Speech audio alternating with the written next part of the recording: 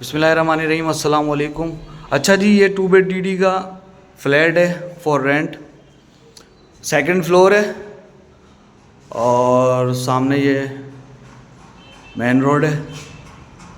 सही है, 1050 square feet पे फ्लैट बना हुआ है। ये सेकंड फ्लोर, ये इसका फर्स्ट रूम है। ये सामने इसका लॉन्च है और ये इसका ड्राइंग रूम की सामने से एंट्रेंस भी है। ये वेंटिलेशन के लिए विंडो दी हुई है।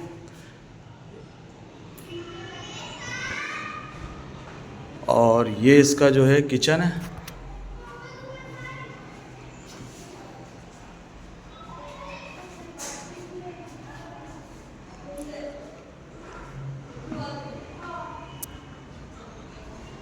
और ये इसका सेकंड रूम है।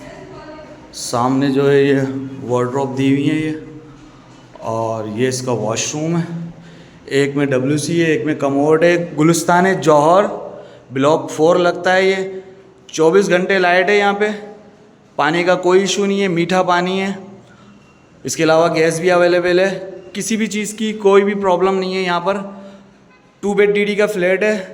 35,000 रुपये इसका रेंट है। नेगोशिएबल है। मज़ीद मालूमात के लिए आप हमसे रब्ता कर सकते हैं। अपना ढेर सारा ख्याल रखें। अल्लाह हाफिज़।